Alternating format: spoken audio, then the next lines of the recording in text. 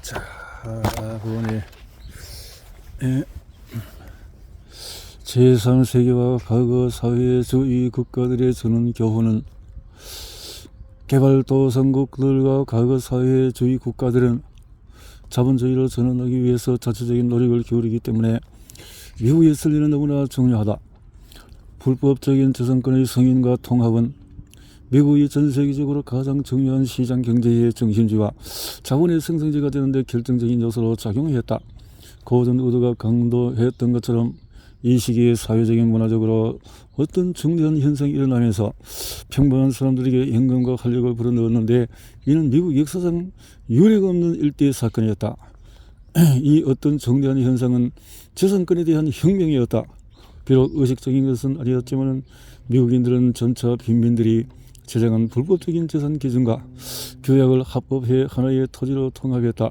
19세기 초반에 재산에 대한 정부와 재산을 통제하는 규칙은 곳곳에 산재한 탓에 서로 유기적으로 연결되지 않고 있었다. 이런 정부나 규칙은 모든 농장과 광산, 정착지에서 흐름한 정부와 개인적인 기록, 비공식적인 규정, 지지역적인 규칙, 혹은 구술을 통한 선서의 형태로 수많은 농장과 광산에서 통용되고 있었다. 오늘날 개발도상국들과 과거 사회주의 국가들과 마찬가지로 이런 정보의 대부분은 오직 해당 지역 사회에서만 통용.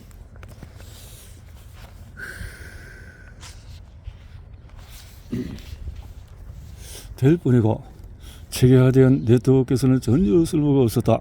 어쩌면 사전에 의도한 것도 확실한 인식한 것도 아닐 수 있지만 미국의 공무원들이나 선멸권이나 강산국가 같은 국가적인 법안을 제정하면서 이 허술하고 고립된 재산 정보를 하나의 새로운 합법적인 체제로 통합하는 명시화된 형태를 창조했다.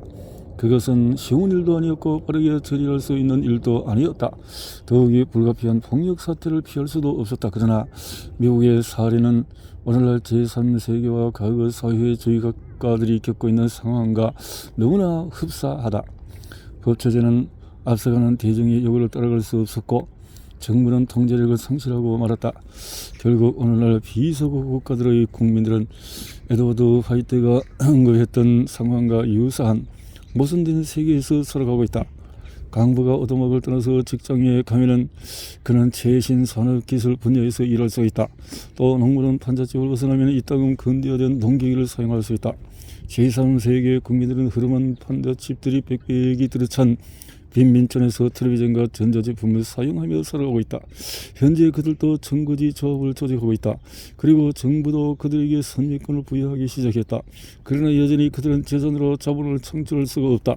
그들에게는 재산을 합법적인 체제로 통합할 수 있는 권리가 없기 때문이다. 전유권과 선멸권, 홈스테드법, 광산법을 통해서 미국인들은 새로운 재산 개념을 구축했다. 이 개념은 재산의 역동적인 측면을 강조하고 재산을 경제 성장과 접목한 것으로 재산의 정적인 측면을 강조하고 변화에 대한 안전성을 보장하는 기존의 개념을 대체했다. 미국인들의 재산은 기존의 경제 질서를 유지하는 수단에서 새로운 질서를 창조하는 강력한 도구로 전환되었다.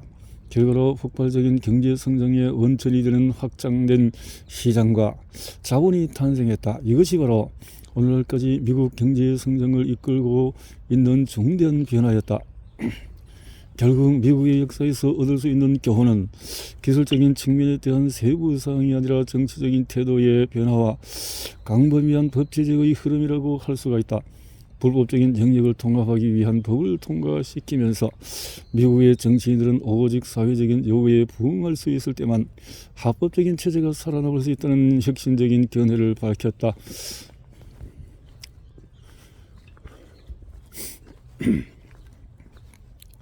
오늘날 개발도상국들과 과거 사회주의 국가들이 이런 미국의 전환 과정을 철저히 모방해야만 한다고 말할 수는 없다. 미국은 수많은 부정적인 결과를 경험했고 이런 역효과는 반드시 피해야만 한다. 그러나 이미 살펴본 것처럼 그들이 배워야 할 사항이 너무나 많다. 가장 중요한 교훈은 합법적인 영역으로 흡수하려는 전력도 없이 불법적인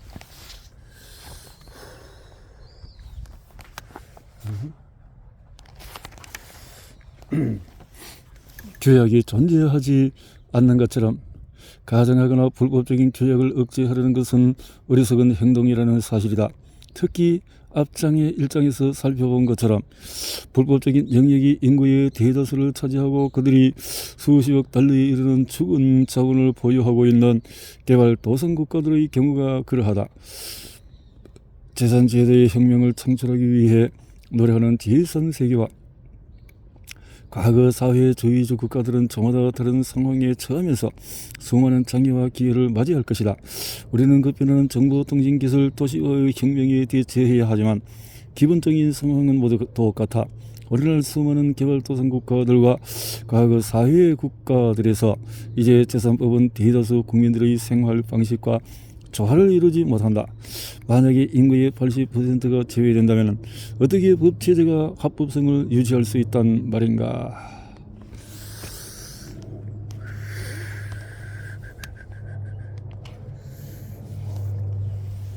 오장의 실패한 법체제의 미스테리.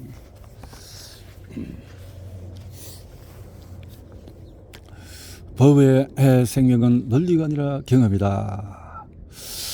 거의 모든 개발도상국가들과 과거 사회주의 이 국가들도 공식적인 재산체제를 유지하고 있다. 그러나 여기서 문제는 대부분의 국민들이 그 체제에 접근할 수 없다는 사실이다. 그런 베르낭 브레델이 언급했던 종모양 단지에 직면하고 있는데 이것은 과거 서구에서 자본주의를 사회의 협소한 영역으로 제한했던 보이지 않는 구조다. 이런 종모양 단지를 들러오르기 전에 우리가 알아야 할 중요한 사실이 한 가지가 있다. 바로 우리가 최초로 그런 시도를 하는 사람들이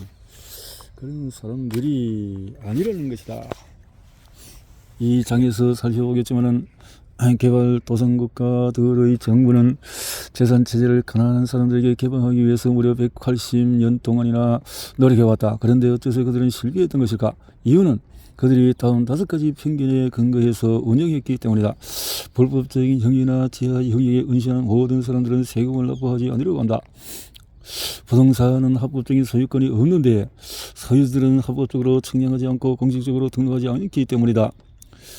재산법은 적절히 시행되고 있고 정부는 그 법을 시행하는데 소유들은 비용을 무시할 수가 없다. 기존의 불법적인 규약이나 사회개혁은 무시할 수 있다. 또 높은 수준의 정치 리더십이 없이도 당시에는 합법적이든 불법적이든 사람들이 보유한 자산을 전환하는 방식과 같은 중요한 분야를 변화시킬 수가 있다. 지하경제가 인구의 50에서 80%에 의해서 운영되는 이런 국가들의 지하경제를 탈세의 측면에서 설명하는 것은 부적절하다. 대부분의 사람들은 불법적인 영역에 의존하지 않는다. 그 이유는 기존의 법이 그들의 요구와 기대를 충족해 주지 못했기 때문이 아니라 불법 영역이 바로 세금의 천국이기 때문이다. 내 연구팀이 소규모의 불법적인 기업을 합법적인 체제로 진입시키기 위한 프로그램을 운영했던 페루에서 그런 기업가들 가운데서 새로 설립된 등기소에 자발적으로 사업 신고를 한 사람은 약 27만 6천 명 정도였다. 이 등기소는 그들에게 세금 감면의 혜택도 주지 않는다. 그들의 불법적인 사업은 전혀 세금을 납부하지 않았다. 4년 후에 과거 불법적인 사업 영역에서 거둔 세금 총액은 무려 12억 달러에 육박했다. 우리는 기업가 재산법을 불법적인 규칙에 익숙한 기업가들의 요구에 맞도록 수정하는 성공적인 결과를 이끌어내었다. 또한 사업을 등록하는 데 소요되는 비용도 대폭적으로 줄였다. 그렇다고 해서 사람들이 세금을 전혀 걱정하지 않는다는 것은 아니다. 비록 달러 단위도 아니고 고작 센트 단위의 초라한 수익을 거두는 불법적인 제조업자들과 소매 상인들도 기초적인 산선을 할 줄 알았다. 우리는 반드시 해결해야 할 사항은 합법적인 사업의 운영비를 불법적인 영역에서 생존하기 위한 비용보다도 낮추고 합법적인 사업의 등록 절차를 간편하게 만들고 이런 체제의 장점을 적극적으로 홍보하는 것이다. 그 후에는 수십만에 달하는 기업가들이 행복한 표정으로 불법적인 영역에서 빠져나오는 모습을 지켜보기만 하면 된다. 일반적인 통념과 전혀 다르게 불법적인 사업을 운영하는 비용은 결코 저렴하지 않다. 잘 정비된 재산법이 없었던 탓에 불법적인 사업은 세금 부담에 시들려야 했고 결국 당국의 감시를 피해서 끊임없이 은신해야만 했다. 공식적인 등록을 하지 않았기 때문에 불법적인 기업가들은 수시 공모를 통해 투자자들을 유치할 수 없었고 좋은 조건의 은행 대출을 받을 수도 없었다. 더욱이 합법적인 주소지가 없었기 때문에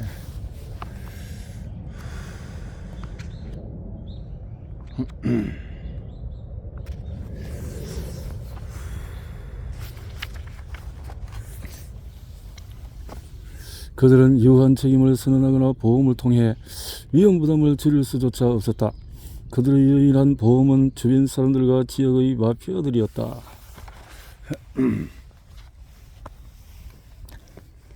더욱이 불법적인 기업가들은 끊임없는 정부의 감시와 부패한 공무원들의 부당 행위에 대한 두려움 때문에 부득이 생산시설을 분산할 수밖에 없었다. 따라서 그들은 경제 규모를 확장할 수 없었다.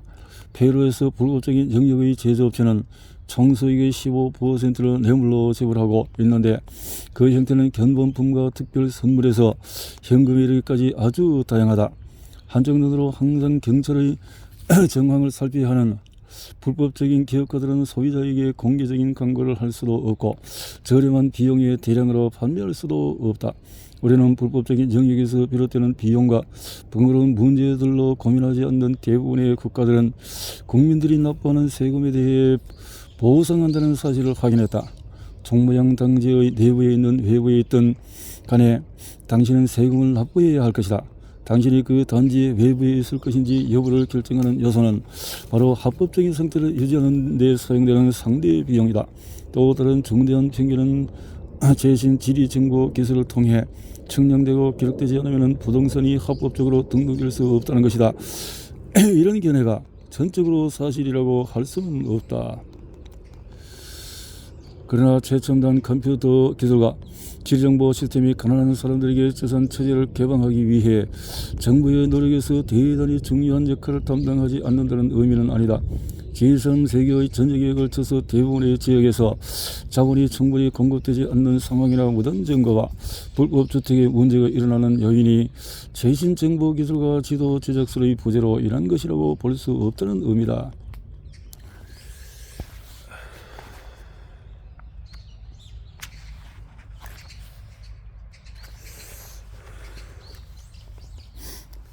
가장 핵심적인 사항은 바로 재산이 사진이나 지도로 남길 수 있는 물리적인 것이 아니라는 사실을 이해하는 것이다. 재산은 자산이 지닌 기본적인 자질이 아니라 대중이 인정하는 자산의 경제적인 가치에 대한 합법적인 표현이다. 법은 자본을 고정하고 구현하는 도구다. 서구에서 법은 건물이나 부동산의 물리적인 실체를 명시하는 역할보다 사회가 자산에서 잠재적인 잉여가치를 이끌어낼 수 있는 과정이나 규칙을 제공하는 역할을 한다. 재산은 자산 그 자체가 아니라 자산의 보유와 사용과 교환 방식에 대한 대중의 여론이다. 오늘날 대부분의 비서구 국가들이 극복해야 할 과제는 국가의 모든 토지와 건물을 하나의 지도에 표기하는 것이 아니라 종모양 단지의 내부에서 통용하는 합법적인 관습을 그 외부에서 통용되는 불법적인 관습과 통합하는 것이다. 그러나 이런 과제를 달성하기 위해서 측량이나 지도 제작은 이루어지지 않을 것이다. 또한 종모양 단지의 외부에 머물고 있는 사람들이 확장된 시장에 진입해 자본을 창출할 수 있도록 자산의 형태를 전환하는 전산화 작업도 이루어지지 않을 것이다. 오늘날 경제라는 게임에서 사용되는 칩은 거의 경제학 서적에만 등장한다고 여기지는 물리적인 재화와 실제적인 서비스라기보다 우리가 재산이라고 부르는 모든 것들이 정교하게 맺고 있는 합법적인 관계들이라고 할 수 있다. 따라서 종모양 단지를 들어올리는 것은 근본적으로 법체제를 통해 해결해야 할 과제이다.